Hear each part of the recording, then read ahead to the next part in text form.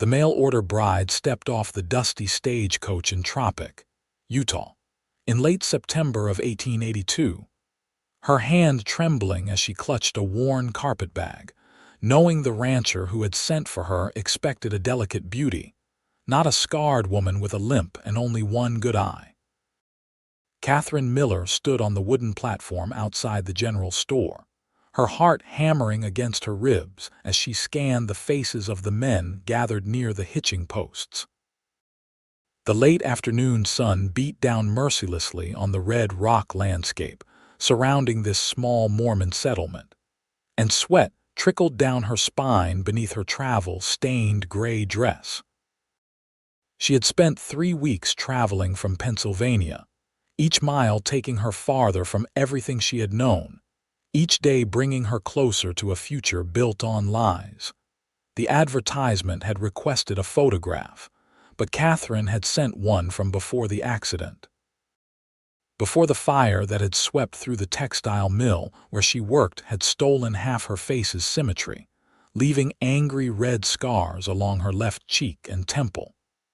Before the falling beam had crushed her leg, giving her the pronounced limp that made every step a reminder of that terrible day.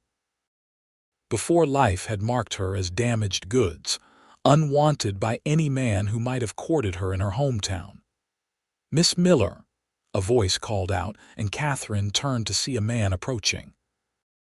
He was older, perhaps 50, with gray threading through his dark hair and a substantial paunch straining against his vest. This was not the man from the photograph she had received. That man had been lean and handsome, with dark hair and an easy smile. "Yes," she answered, her voice barely above a whisper.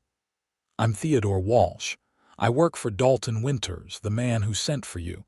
He asked me to fetch you into town and bring you out to the ranch." The man's eyes swept over her face, and she saw the exact moment he noticed the scars. His expression shifted from polite welcome to poorly concealed shock, then to something that looked uncomfortably like pity. Katherine lifted her chin, forcing herself to meet his gaze with her one good eye.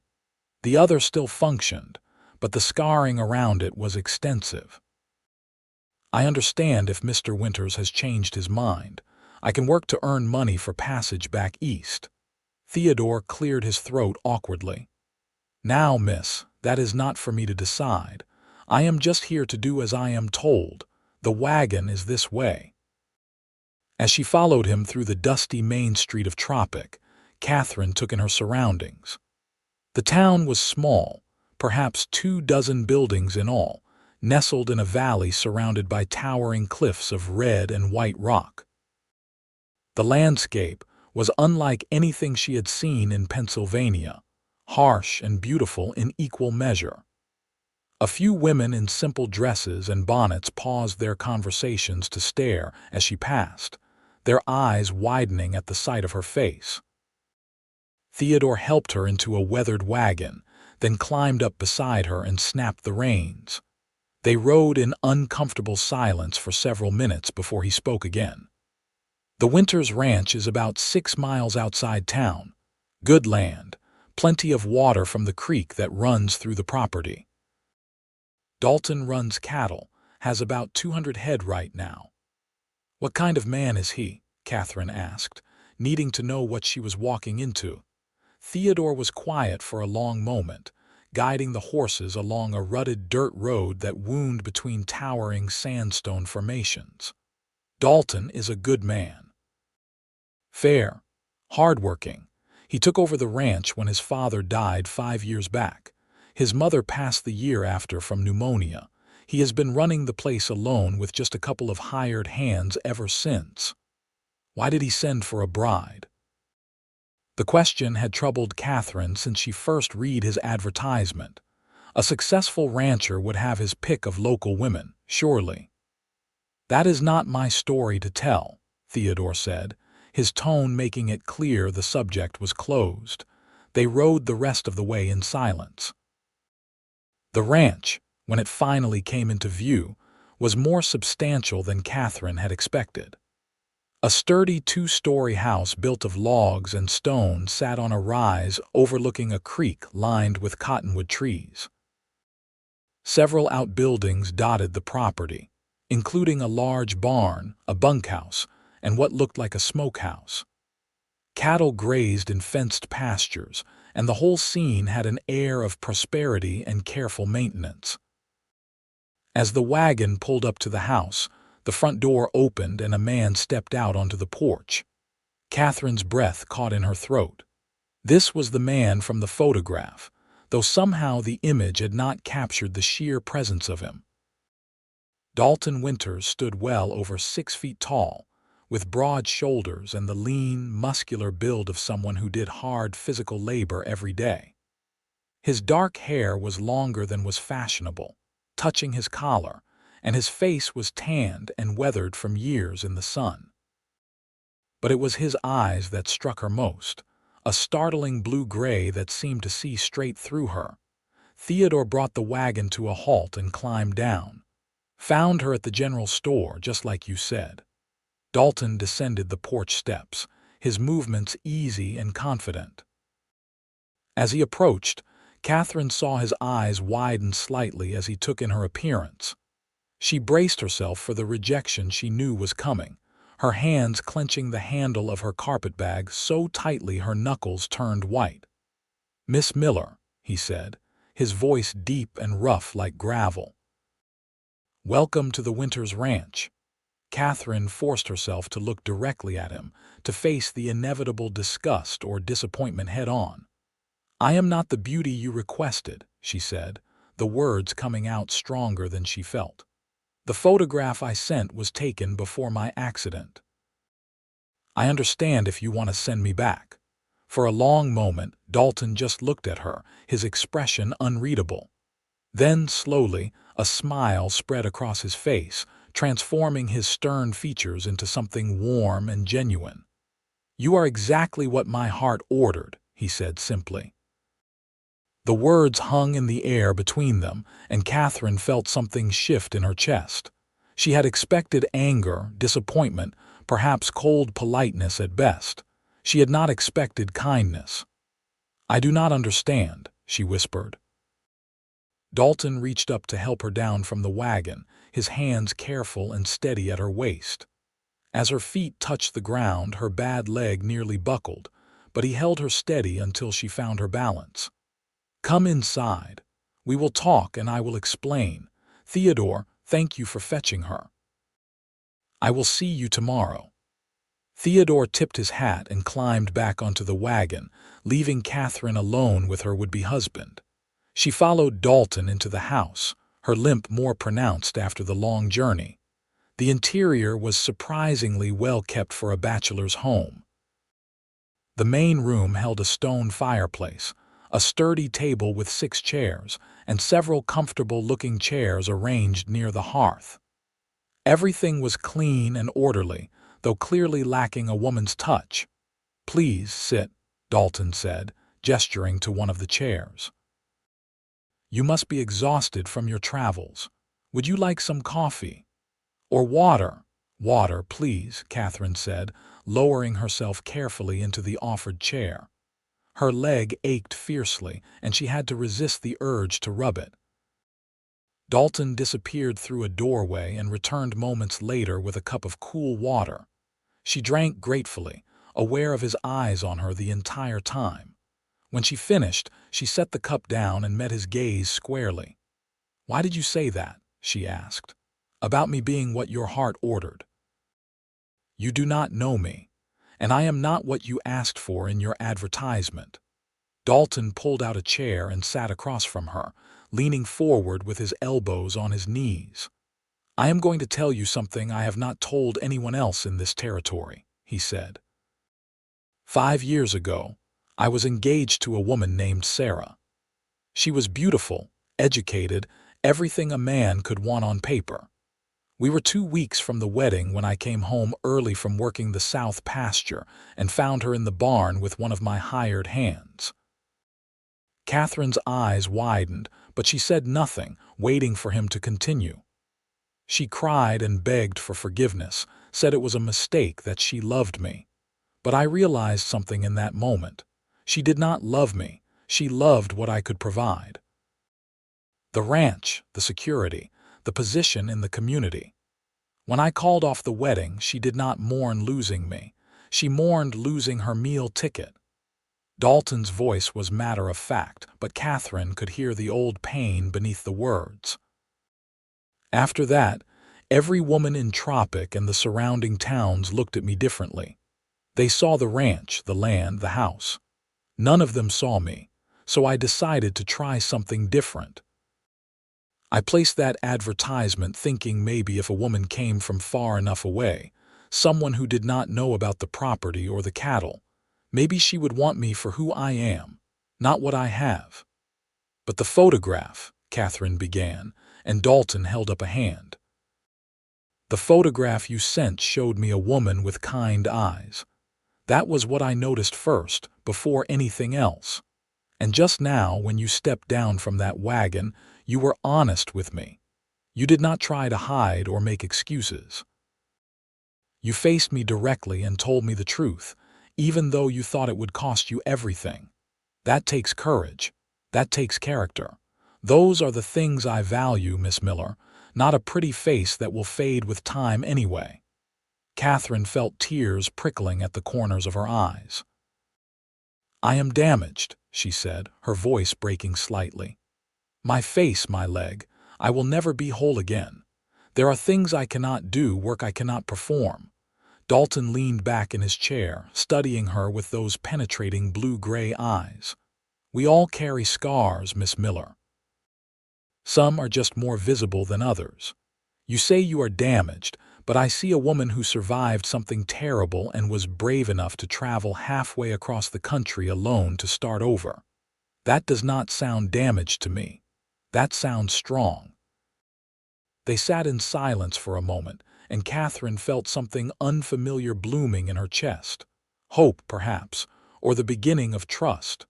What happened to your leg? Dalton asked gently. If you do not mind my asking. Katherine took a breath, steeling herself. She rarely spoke about the accident, but something about Dalton's steady presence made her want to share. I worked in a textile mill in Pennsylvania. One day, there was a fire. The machinery caught and the flames spread so fast. I was near the door. I could have gotten out, but there was a girl, Emily, only 15 years old. She was trapped under a fallen beam, screaming. I went back for her. Did you get her out? Dalton asked, his voice soft. Yes, but the roof was coming down by then. Another beam fell on me as I was pushing her toward the exit. It crushed my leg and burning debris fell on my face. The other workers dragged us both out, but the damage was done. Emily survived with barely a scratch. I spent 3 months in a hospital bed, and when I finally walked again, it was with this limp. The mill paid my medical costs, then let me go as soon as I was able to leave the hospital. Dalton's jaw tightened. They let you go, after you risked your life to save that girl. They said I could not keep up with the work anymore. They were probably right, but it left me with no income, no prospects. No man in my town would look twice at me after the accident. I became invisible, or worse, an object of pity. When I saw your advertisement, I thought maybe out west, things could be different. I borrowed money for a photographer to take a picture from before the accident, and I wrote you the most honest letter I could otherwise. I told myself I would explain when I arrived, that I would give you the choice. She laughed bitterly. I suppose I am still a coward in some ways. You are no coward, Dalton said firmly. And for what it is worth, I think what you did was incredibly brave. You saved a life at the cost of your own well-being. That is the definition of heroism. Katherine looked down at her hands, unused to such praise. What happens now? She asked quietly. Now we get to know each other, Dalton said. There is a spare bedroom upstairs. You will stay there and we will spend time together. Talk. Work side by side, see if we suit. I will not pressure you into anything, Miss Miller. The choice is yours always. You should call me Katherine, she said, meeting his eyes again, if we are to get to know each other. That smile appeared again, transforming his face. Katherine, and you should call me Dalton. Mr. Winters was my father. Over the following weeks, Katherine discovered that life on a ranch was harder than anything she had experienced in the mill, but it was also more rewarding. Dalton woke her before dawn each morning, and together they worked through the daily tasks that kept the ranch running. He taught her to feed the chickens, to milk the cow, to tend the kitchen garden that supplied most of their vegetables. Her leg made some tasks difficult, but Dalton was endlessly patient, never showing frustration when she had to stop and rest, never making her feel less capable. In the evenings, after supper, they would sit by the fire and talk. Dalton told her about his childhood, about his father teaching him to read the land, to understand the cattle, to respect the harsh Utah territory that could kill a careless man. He spoke of his mother's gentle ways, how she had civilized his rough father, bringing books and music into their home even in the wilderness. Katherine shared her own stories about growing up in a crowded Pennsylvania city, the daughter of a seamstress and a factory worker. She talked about her love of reading, how she had spent every spare penny on books, educating herself in the evenings after long days at the mill. She told him about her dreams of seeing the West, dreams she had thought died with her accident. "You are seeing it now," Dalton pointed out one evening as they watched the sunset paint the red rock cliffs in shades of orange and gold. They were sitting on the porch, and Katherine had her bad legs stretched out in front of her, trying to ease the constant ache. "It is more beautiful than I imagined," she admitted. "In the city, everything is gray, buildings, smoke, even the sky most days. Here there is so much color, so much space." Dalton was quiet for a moment, his eyes on the horizon. "When I was younger, I used to think about leaving. Going to San Francisco, or maybe even back east to see the cities everyone talked about. But then my father got sick, and I realized this land is in my blood. I cannot imagine living anywhere else." "You do not need to," Katherine said. "You have built something here, something good and lasting. That matters." He turned to look at her, and the intensity in his gaze made her breath catch. "I am glad you are here, Katherine." "So am I," she whispered, and realized with a start that she meant it completely. The turning point came on a crisp October morning when Katherine was in the kitchen preparing breakfast. She had grown more confident in her cooking over the past weeks, and the smell of frying bacon filled the house. She heard shouting from outside and quickly moved to the window. 3 men on horseback were riding hard toward the house, and even from a distance, Katherine could see that something was wrong. Dalton was already running from the barn, and as the riders drew closer, she recognized Theodore as one of them. She grabbed her shawl and hurried outside, her leg protesting the quick movement. By the time she reached the porch, the men had dismounted and were talking urgently with Dalton. "Rustlers hit the Benson Ranch last night," Theodore was saying, his face red and sweating despite the cool morning air. "Took nearly 50 head of cattle. Jim Benson and his son tried to stop them, and Jim got shot. He is alive, but it is bad." Dalton's expression was grim. "How many rustlers?" "Tracks show at least 6, maybe more. Sheriff Crawford is putting together a posse, wants every able-bodied man who can ride. They are meeting in Tropic in an hour." "I will be there," Dalton said without hesitation. "Theodore, get word to Mark and Jesse." He was referring to his 2 ranch hands who lived in the bunkhouse. "Tell them to keep watch on our herd while I am gone.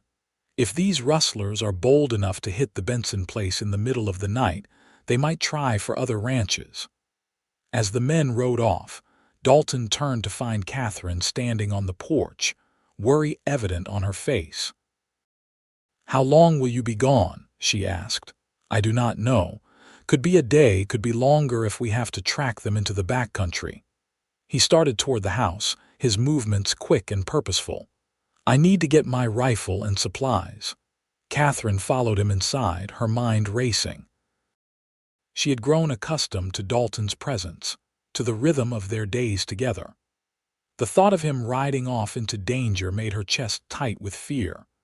Dalton emerged from his room with a rifle, a bedroll, and saddlebags already packed with supplies. He moved with the efficiency of a man who had done this before. Katherine, listen to me. Mark and Jesse will be watching the property, but I want you to stay in the house with the doors locked. I am leaving my shotgun here. He retrieved it from a cabinet and showed her how to load and fire it, his hands steady and sure over hers. If anyone comes to the door that you do not know, do not open it. Do you understand? Yes, she said, though her voice wavered slightly. Dalton, be careful, please. He paused in his preparations and looked at her, really looked at her, and something passed between them. Without thinking, Katherine stepped forward and wrapped her arms around him. For a moment, he stood rigid with surprise, then his arms came around her, pulling her close. She could feel the steady beat of his heart against her cheek, the solid strength of him. I will come back, he said into her hair. I promise. Then he was gone, riding hard toward town on his big roan gelding. Katherine stood on the porch and watched until he disappeared from sight, her hand pressed to her chest where her heart hammered with anxiety. The day passed with agonizing slowness. Katherine threw herself into work, anything to keep her mind occupied. She cleaned the house from top to bottom, did laundry in the big copper tub, weeded the garden. Mark and Jesse came by at noon to check on her, both young men barely into their 20s, their faces serious as they assured her they would keep watch. Night fell, and still Dalton had not returned. Katherine prepared a simple supper, but found she had no appetite. She sat by the fire with the shotgun across her lap, starting at every sound from outside. The wind had picked up, howling around the corners of the house, and the darkness beyond the windows seemed absolute.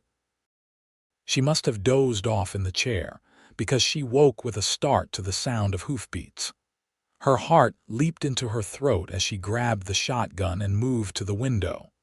A single rider was approaching the house, and in the moonlight, she recognized the shape of Dalton on his roan. Relief flooded through her so powerfully that her hands shook as she set down the gun and hurried to unlock the door. By the time she stepped out onto the porch, Dalton was dismounting, his movements stiff and weary. "Did you catch them?" she asked as he climbed the steps. "We caught them," he confirmed, his voice rough with exhaustion. "All 6 of them. They are in Sheriff Crawford's jail now. We recovered most of the Benson cattle, too." He paused, his eyes finding hers in the lamplight spilling from the doorway. "Jim Benson is going to pull through. The doctor says he was lucky. The bullet missed anything vital." "Thank God," Katherine breathed. "Come inside. You look exhausted. Have you eaten?" "Not since this morning," he admitted, following her into the house. Katherine moved quickly to the kitchen, heating up the stew she had made for dinner. Dalton sank into a chair at the table, and she saw now that he had a cut above his eyebrow, dried blood streaking down the side of his face.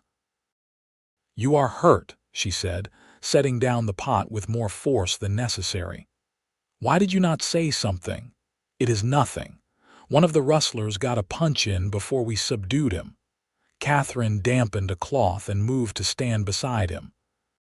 Gently, she began cleaning the blood from his face, her touch as careful as she could make it. Dalton sat still under her ministrations, his eyes closed, and she was acutely aware of his nearness, the warmth of his skin beneath her fingers. "I was worried," she said softly as she worked. "I have never been so frightened as I was today, thinking about you riding after dangerous men." His eyes opened, and he reached up to catch her wrist gently, stilling her movements. Katherine. Yes. When I was out there, tracking those rustlers through the backcountry, all I could think about was getting home. Not to the ranch, but to you, coming home to you. Katherine's breath caught. Over the past weeks, she had felt something growing between them, an attraction that went beyond gratitude or companionship. But neither of them had spoken of it directly until now. Dalton, she began, but he stood, his hand still circling her wrist, and suddenly they were inches apart. I know we agreed to take time to get to know each other, he said, his voice low and intense. But Katherine, I think I am falling in love with you. Your strength, your kindness, the way you face every challenge without complaint. The way you laugh at my terrible jokes and the way you are not afraid to tell me when I am being stubborn. I love all of it. I love you. Tears spilled down Katherine's cheeks, and for once they were not tears of pain or shame. I love you too, she whispered. I think I have loved you since that first day when you smiled at me and told me I was exactly what your heart ordered. No one has ever seen me the way you do. Not the scars, not the limp, but me. Just me.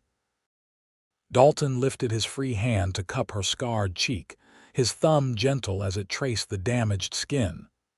You are beautiful, Katherine, every part of you. Then he was kissing her, soft and sweet and full of promise. Katherine melted into him, her arms coming up to circle his neck, and for the first time since the accident, she felt whole. Not despite her scars, but with them, as part of the journey that had brought her to this moment, to this man. When they finally pulled apart, both breathless, Dalton rested his forehead against hers. Marry me, he said. Tomorrow, if you will have me, I do not want to wait any more. Yes, Katherine said, laughing and crying at the same time. Yes, yes, 1,000 times yes. They were married 2 days later in a simple ceremony at the small church in Tropic. Katherine wore a new dress that Dalton had bought for her from the general store, a soft blue cotton that brought out the color in her good eye. Mark and Jessie stood as witnesses, along with Theodore and his wife Martha, who had welcomed Katherine warmly when they met the day before the wedding. The minister, a kind older man named Reverend Patterson, spoke about love and commitment, about building a life together in joy and hardship. When it came time for Dalton to say his vows, he took Katherine's hands in his and spoke directly to her, his voice clear and sure. Katherine, from the moment you stepped off that wagon, you have challenged me, inspired me, and shown me what true courage looks like. I promise to honor you, to stand beside you, to see you as you truly are every day of our lives. You are my heart, my home, my future. I love you. Katherine's own vows came from a place of deep emotion. Dalton, you gave me hope when I had none.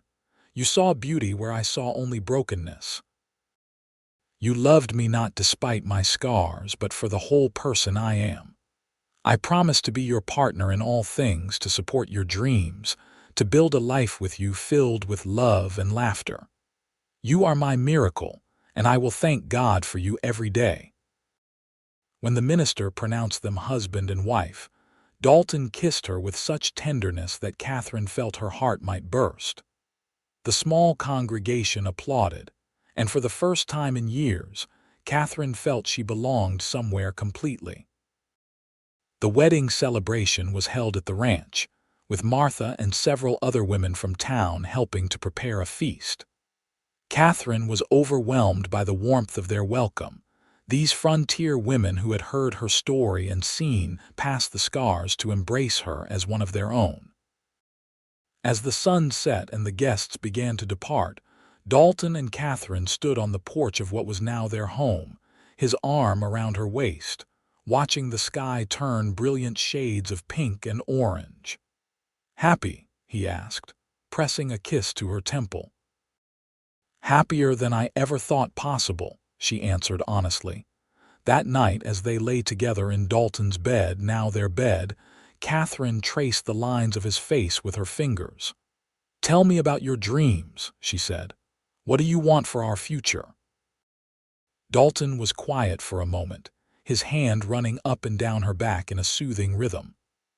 "I want to expand the ranch, build the herd up to 500 head or more. I want to add onto the house, maybe build a library for all your books. And I want children if we are blessed with them. I want to fill this house with laughter and life." "That sounds perfect," Katherine murmured. "I want all of that too, though I must confess I am a bit frightened about children. With my leg, I worry about managing a pregnancy, about being able to care for a baby properly." Dalton tightened his arms around her. "We will face whatever comes together. And Katherine, you saved a girl from a burning building with a beam crushing your leg. I think you can handle anything." The first year of their marriage was filled with hard work and deep joy. Katherine took over full management of the house and the kitchen garden, which she expanded significantly. Despite her leg, she proved to be an excellent horsewoman, and Dalton taught her to ride so she could accompany him when he checked on the cattle in the nearer pastures. She also became an integral part of the ranch's business operations. Her sharp mind and head for figures meant she took over the bookkeeping, discovering ways to increase efficiency and reduce waste. Dalton often said she had doubled the ranch's profitability in just 6 months. The people of Tropic accepted Katherine fully, no longer staring at her scars but greeting her warmly when she came to town. She formed particular friendships with Martha Walsh and Sarah Benson, Jim's wife, who told Katherine that her prayers while Jim recovered had meant the world to them. In the spring of 1884, Katherine discovered she was pregnant. The news filled her with equal parts joy and terror, but Dalton was ecstatic, his face lighting up like the sun when she told him. "We are going to be parents," he kept saying, his hand on her still flat stomach. "Katherine, we are going to have a baby." The pregnancy was difficult. Katherine's damaged leg made carrying the extra weight painful, and by her 7th month she could barely walk. Dalton hired a woman from town, Mrs. Elizabeth Cooper, to come help with the household tasks, refusing to let Katherine overexert herself. "You did enough saving that girl," he said when she protested. "Let me take care of you for once." On a cold January morning in 1885, after 14 hours of labor, Katherine gave birth to a healthy baby boy. They named him Daniel Robert Winters, Daniel for Dalton's father and Robert for Katherine's grandfather. The moment the midwife placed the squalling infant in Katherine's arms, she fell completely in love. Dalton sat beside the bed, tears streaming unabashedly down his face as he looked at his wife and son. "He is perfect," he whispered. "You are both perfect."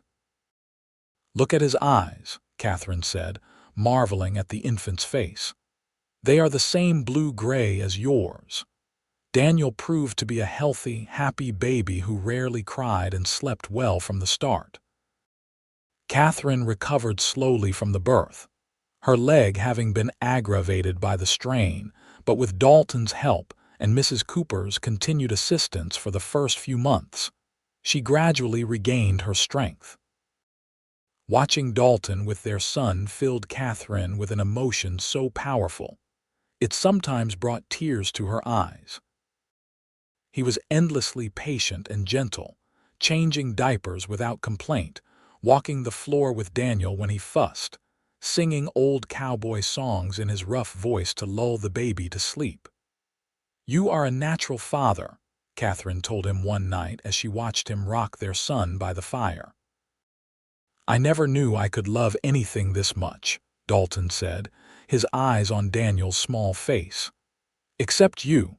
I love him almost as much as I love you." As Daniel grew into a toddler, the ranch continued to prosper. Dalton expanded their holdings, buying adjacent land from a neighbor who was retiring and moving back east. The herd grew to 600 head, making the Winters Ranch one of the most successful in the territory. Katherine published several articles about ranch management in agricultural journals, using a pen name at first until Dalton convinced her to use her real name. Her writings gained a following among frontier families, her practical advice and honest accounts of the challenges of ranch life resonating with readers across the West. When Daniel was 3, Katherine became pregnant again. This pregnancy was easier than the first, perhaps because her body knew what to expect, and in the autumn of 1888, she gave birth to twin daughters. They named them Rose Elizabeth and Lily Martha, after both grandmothers and the women who had been such good friends to Katherine. With 3 children under the age of 4, the house was chaotic and loud and filled with love. Dalton built the addition he had promised, including a proper library for Katherine's growing collection of books and a larger bedroom for themselves. He also hired a young couple, James and Helen Morrison, to help with the ranch work and the household, allowing Katherine more time to focus on their children and her writing. The years passed in a blur of happiness. Daniel grew into a serious, intelligent boy who loved helping his father with the cattle. The twins were inseparable, 2 halves of a whole, with Rose inheriting her father's adventurous spirit and Lily displaying her mother's love of books and quiet contemplation.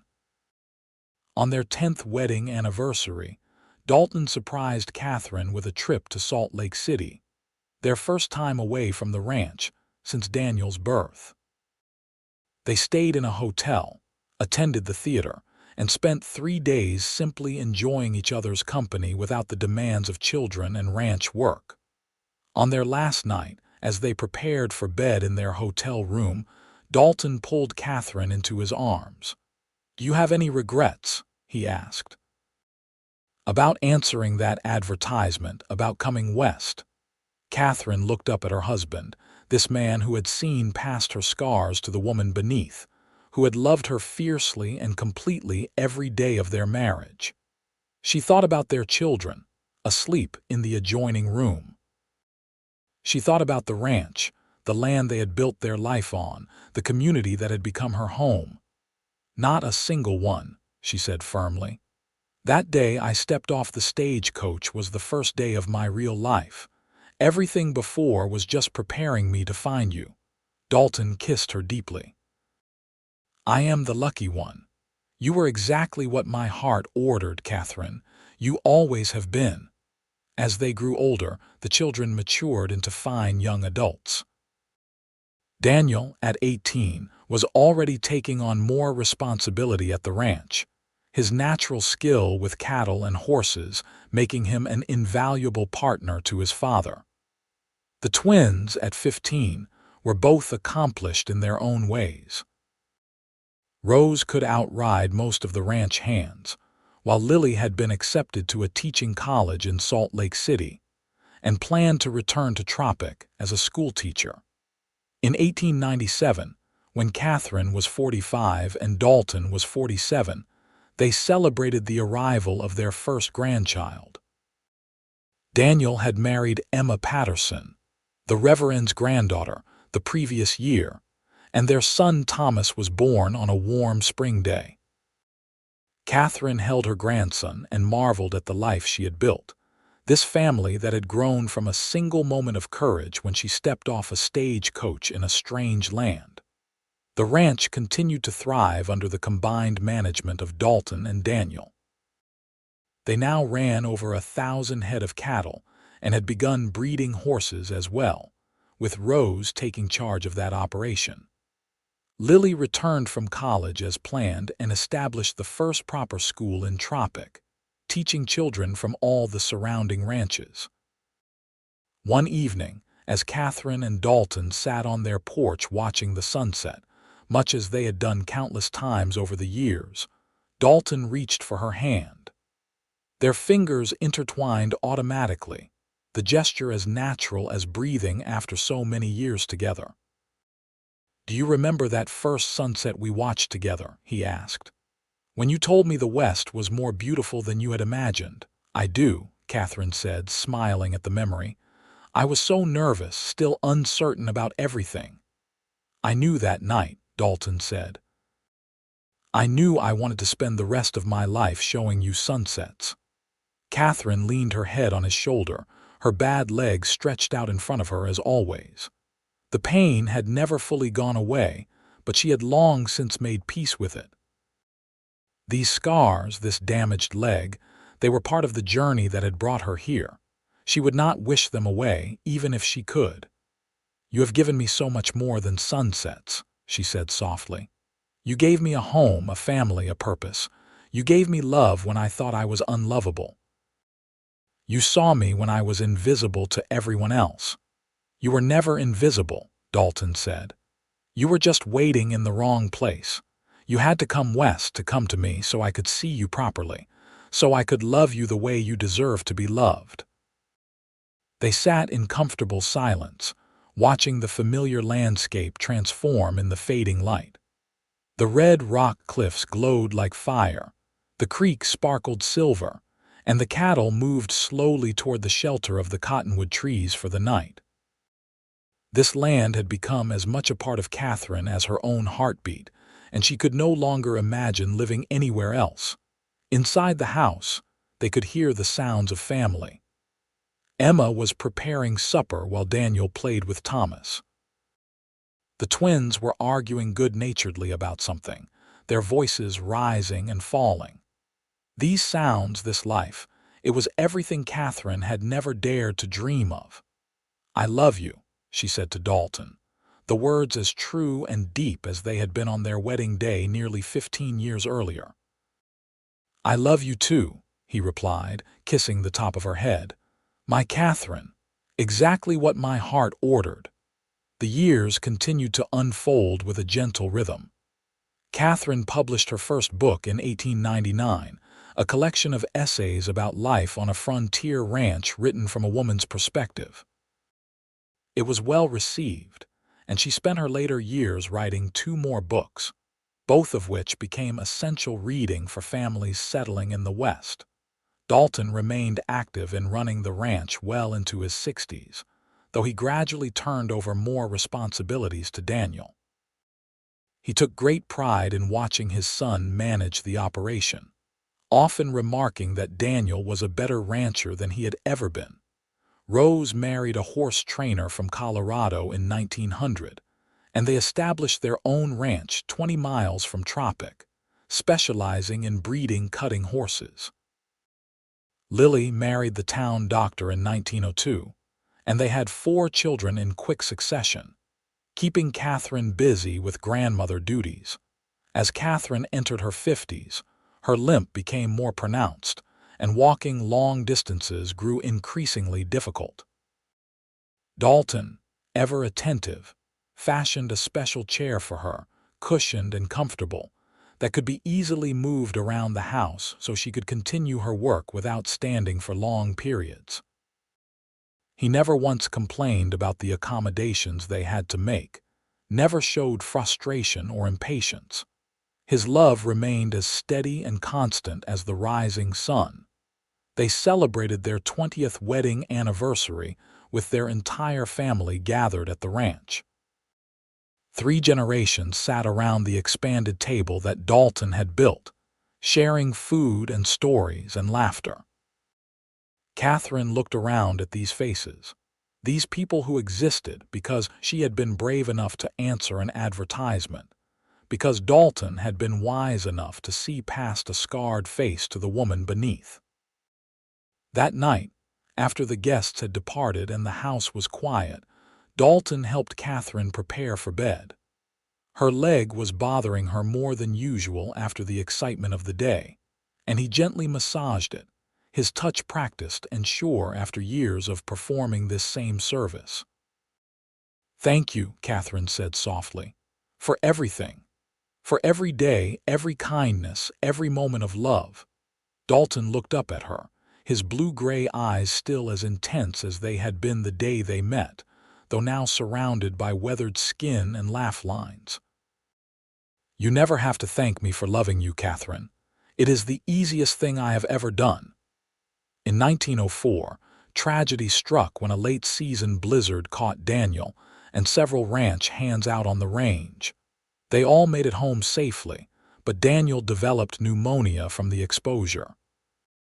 For 2 weeks, the entire family held their breath, praying and hoping while Dr. Morrison, now Lily's husband, fought to save him. Katherine sat by her son's bedside, reading to him from his favorite books, the same ones she had read when he was a boy. Dalton paced the hallway outside, unable to sit still, his face lined with worry.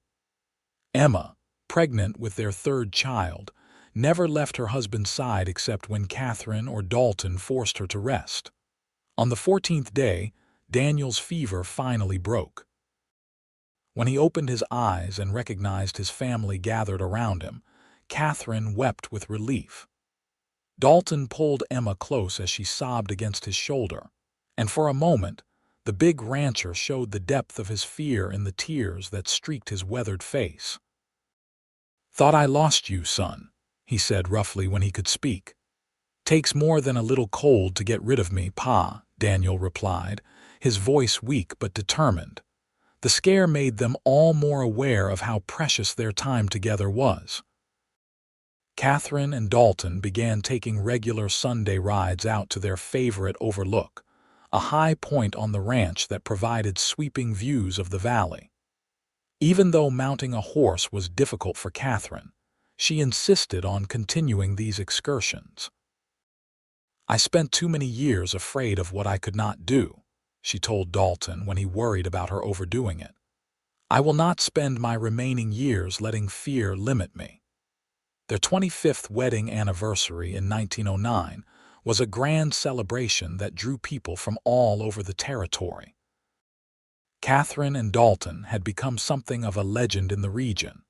Their love story shared as an example of what was possible when people looked beyond the surface to see what truly mattered. The local newspaper ran a feature about them, including an interview where Dalton was asked what the secret was to a long and happy marriage. "Choose someone who makes you want to be better," he had said. "Someone who sees the best in you even when you cannot see it yourself. And then choose them again, every single day." When asked the same question, Katherine's answer was equally simple. "Marry someone who loves you for who you are, not who they think you should be. And never forget that love is not just a feeling, it is a choice and an action." As they moved into their 60s, Dalton and Katherine spent more time simply enjoying the life they had built. They took walks along the creek, slowly paced to accommodate Katherine's leg. They read together in the library Dalton had built for her, sharing books and ideas. They played with their growing number of grandchildren, passing on family stories and traditions. In 1912, when Katherine was 60, she suffered a bad fall that broke her already weakened leg in 2 places. The recovery was long and painful, and for the first time, she had to use a wheelchair for several months. Dalton never left her side during this time, carrying her when necessary, reading to her when the pain kept her awake at night, encouraging her through the difficult process of learning to walk again with the aid of a cane. "I am so tired," she confessed one particularly difficult night.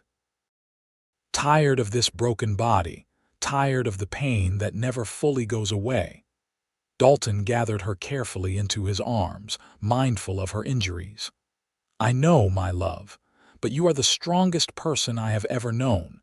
You will get through this, just like you have gotten through everything else. And I will be right here beside you, every step of the way." His faith in her proved justified. By spring, Katherine was walking again with the aid of a cane, and while she would never move as easily as she once had, she refused to let the setback defeat her. She resumed her writing, producing a series of articles about aging and adaptation that resonated with readers across the country. Their 30th anniversary found them still deeply in love, still partners in every sense of the word. The ranch was now primarily run by Daniel, with Rose and her husband managing the horse breeding operation that had become a significant source of income. Lily's school had grown to include 20 students, and 2 of Katherine and Dalton's grandchildren were among her pupils. On the anniversary of their first meeting, Dalton took Katherine back to Tropic, to the very spot where she had stepped off the stagecoach 30 years earlier. The town had grown considerably since 1882, but the general store still stood, though modernized and expanded. "Do you remember how frightened you were?" Dalton asked as they stood on what had once been a bare wooden platform but was now a proper station. "Terrified," Katherine admitted. "I was certain you would take one look at me and send me back east on the next stage." "I took one look at you and saw my future," Dalton said. "I saw strength and courage and honesty. I saw the woman I wanted to spend my life with." Katherine leaned on her cane with one hand and reached for Dalton with the other. "You saved me that day. You saved me from a life of believing I was not worthy of love." "No," Dalton said gently. "I just had the sense to see what was already there. You saved yourself, Katherine. You were brave enough to start over, to trust in possibility. I just had the incredible fortune to be the man waiting when you stepped off that stage." In 1917, the world was changing rapidly. War raged in Europe, and while it seemed far away from their corner of Utah, it still touched their lives. Daniel's eldest son, Thomas, now 17, was talking about enlisting despite his parents' objections. The modern age was arriving even in remote Tropic, with talk of electricity and automobiles, though the ranch still relied primarily on horses and manual labor. Katherine, now 65, found herself reflecting more on the journey that had brought her to this point. She began writing her memoirs, not for publication but for her family, wanting them to understand where they had come from and the power of love and acceptance. Dalton, at 67, had finally allowed age to slow him down somewhat. He no longer spent full days in the saddle, though he still rode out most mornings to check on things. His hair was now completely gray, his face deeply lined from years in the sun, but to Katherine, he was as handsome as the day they had met. On a quiet evening in late autumn, they sat together in the library, Katherine writing at the desk Dalton had made for her years earlier, Dalton reading in his favorite chair. The fire crackled in the hearth, and from somewhere in the house came the sound of their great-grandchildren playing. Emma and her family were visiting for the week, filling the house with the joyful chaos of young children. Katherine set down her pen and turned to look at her husband. He must have felt her gaze because he looked up from his book and smiled. "What is it?" he asked. "I was just thinking about that first night when you told me I was exactly what your heart ordered. Do you remember?" "I remember every moment of that day," Dalton said. "How could I forget? It was the day my real life began." Katherine rose carefully, using her cane for support, and made her way to his chair. Dalton set aside his book and pulled her gently onto his lap, an old habit from when they were younger that they had never quite given up, though they were more careful with her leg now. "I have been writing about our story," she said. "For the children and grandchildren, I want them to know that real love sees past the surface. That true partnership is built on respect and kindness and choosing each other, day after day." "They already know that," Dalton said, his arm secure around her waist. "They have seen it in how we live, but I am glad you are writing it down. Future generations should hear this story too." "You think they will understand?" Katherine asked. "In this modern age with all its changes and new ideas, will they understand what we found together?" "Love never goes out of fashion," Dalton said with certainty. "The world may change, but the human heart does not. People will always need to hear that true love is possible, that it is worth waiting for, worth fighting for." They sat in comfortable silence for a while, Catherine's head resting on Dalton's shoulder, his hand gently stroking her back.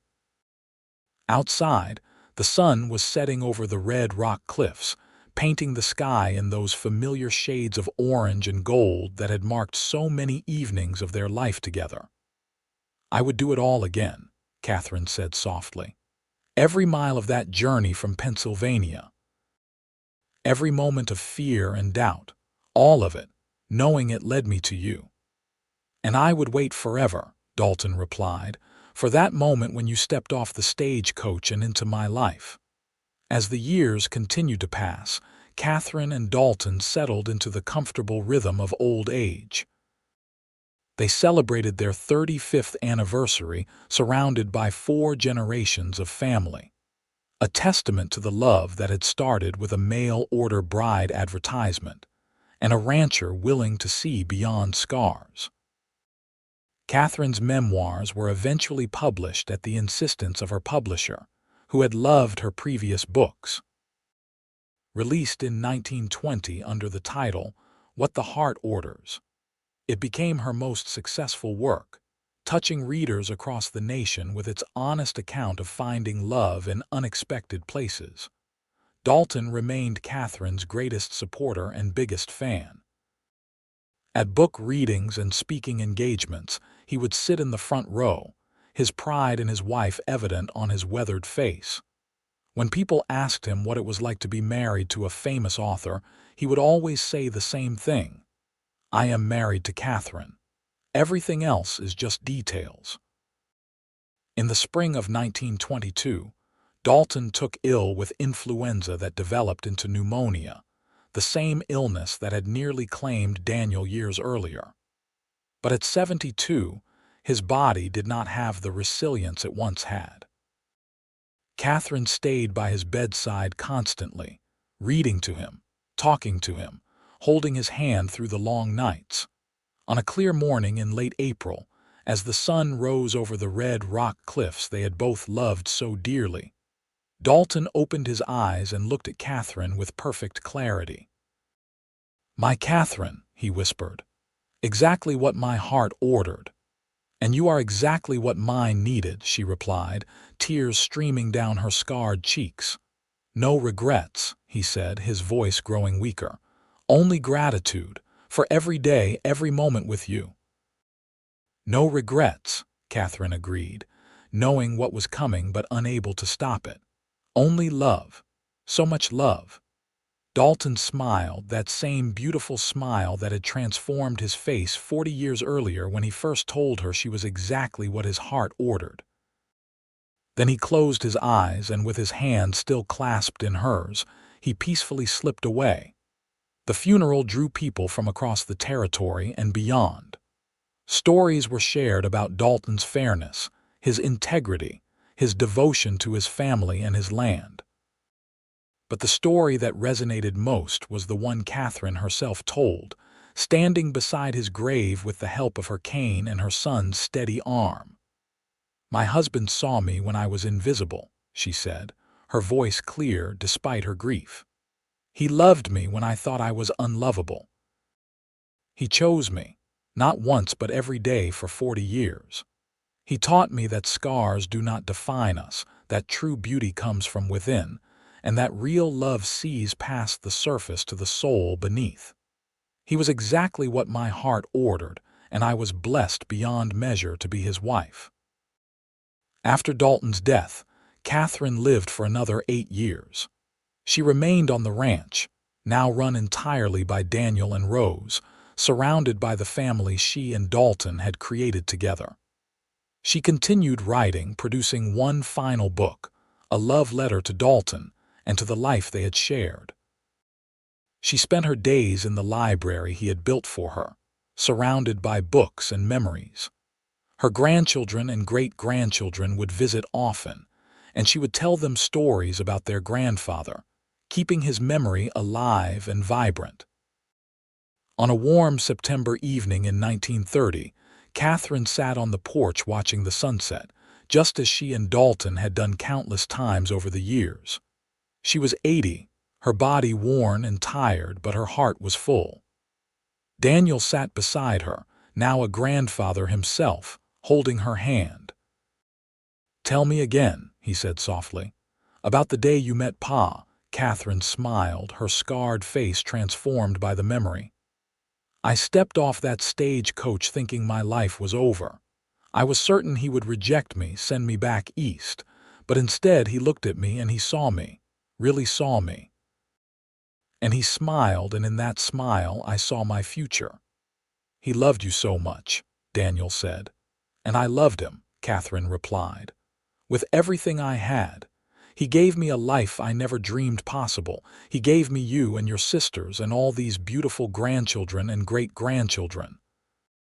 He gave me himself, completely and without reservation. I was the luckiest woman in the world." As the sun dipped below the horizon, painting the sky in those familiar shades of orange and gold, Katherine closed her eyes.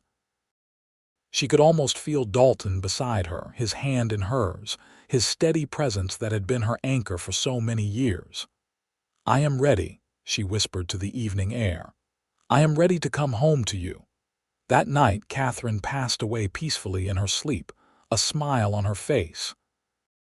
She was laid to rest beside Dalton on a hill overlooking the ranch, under the endless Utah sky they had both loved so dearly. Her tombstone bore a simple inscription, chosen by her children: Katherine Miller Winters, 1850–1930. Wife, mother, author, she was exactly what his heart ordered. And beside Dalton's name and dates, a matching line: Dalton Robert Winters, 1850–1922. Husband, father, rancher. He was exactly what her heart needed. The Winters Ranch continued to thrive for generations, passed down through the family that Katherine and Dalton had created. Their story became legend in Tropic and beyond, a testament to the transformative power of love that sees beyond the surface, to the courage it takes to start over, and to the beauty of two hearts finding exactly what they needed in each other. Their great-great-grandchildren would eventually read Katherine's memoirs and learn about the mail-order bride with scars who thought she was unlovable, and the rancher who saw past her damaged face to the extraordinary woman beneath. They would learn about real love, the kind that is built on respect and partnership and choosing each other day after day, year after year. And they would understand that true beauty has nothing to do with appearances, that scars tell stories of survival and strength, and that sometimes the things we think are flaws are actually the very things that lead us to exactly where we need to be, to exactly who we need to become, and to exactly the person whose heart was meant to order us. The library that Dalton built for Katherine still stands in the old ranch house, preserved as a testament to their love. The books she collected and the manuscripts she wrote remain on the shelves, available for family members to read and remember. And on the desk, in a place of honor, sits a faded photograph of a young woman stepping off a stagecoach in 1882, scarred but hopeful, embarking on a journey that would change her life forever. Beside it is another photograph, taken on their 25th wedding anniversary, showing an older couple sitting on a porch, his arm around her shoulders, both of them smiling at the camera with the contentment of two people who had found exactly what they needed in each other. Between the two photographs is a small placard that bears the words that started it all, the words that had given a damaged woman hope and had proven true every day of their 40 years together. "I am not the beauty you requested," she said. He smiled. "You are exactly what my heart ordered.